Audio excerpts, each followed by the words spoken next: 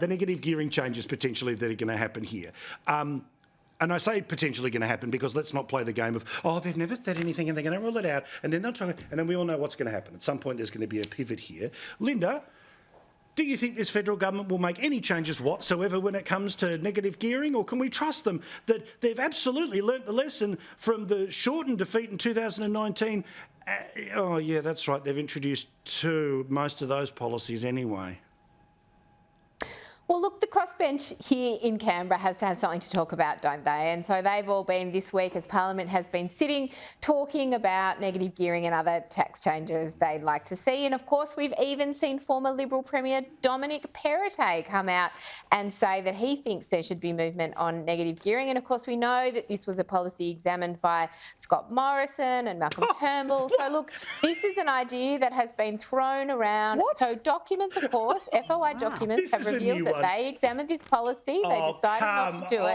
But this is an idea that has been thrown around for many, many years. The Prime Minister's been super clear about it. And of course, because he's focused on giving every working Australian a tax cut, and that is a really welcome thing. We know the opposition doesn't want to talk about that, even though, of $14 a week course, for the they're people in Frankston. supporting Labor's policy. But this is a tax cut, Paul, for $14, it does change the world. 13.6 million Australians.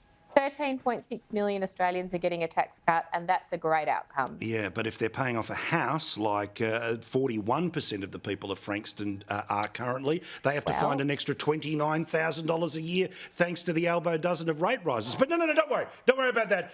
Scott Morrison was apparently looking at the changes in negative gearing.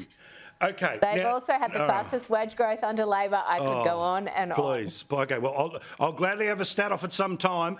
I think I back myself on that one. Now, Rita, again, obviously Labor is trying to stop this one from getting away because the talking point is rather clear. No disrespect to Linda, but I'm not sure she was across just how what exactly Scott Morrison was allegedly looking into in government. So the message is out that this is the way to push back. But we played earlier in the show Chalmers' actual view about negative gearing, that unless there is negative gearing reform, there is no housing policy around all of this, right? So they've already got Shorten's climate policy, Shorten's tax policy, get ready for Shorten's negative gearing policy. How does that go down in the real world? Well, we saw how it went down when they went to an election with the last time around. And I think this government, this Labor government, is far more radically left than the Shorten team that Australia rejected. They went to the election promising us they were centrist, they were sensible, they weren't these mad ideologues. Remember that front page of the Daily Telegraph? Anthony Albanese saying, I'm not woke, I'm not this. No. He is from Labor's socialist left faction. That is what's driving this party, and we know what's in their DNA.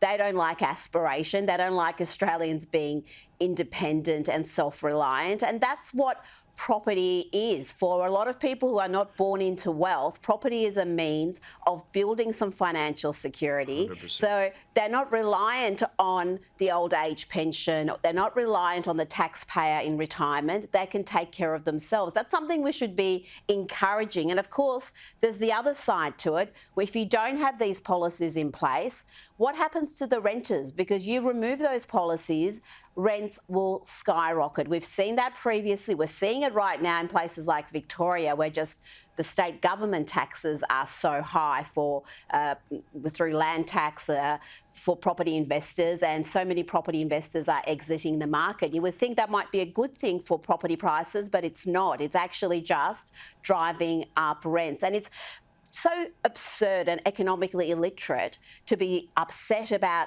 negative gearing and the fact that someone investing in property can claim the interest they pay on their loan. You can go and set up a margin lending facility and buy a bundle of shares and claim the interest of that. So why should it be allowed for one class of investment and not another? But of course, they just rely on people acting on the politics of envy and backing something that is patently stupid because they think maybe they'll be better off. Look, I don't want to be mean here, but Ross Greenwood, you might have to move over a little bit here. Some financial advice from Rita Panahi. And of course, her advice is general hello. in nature.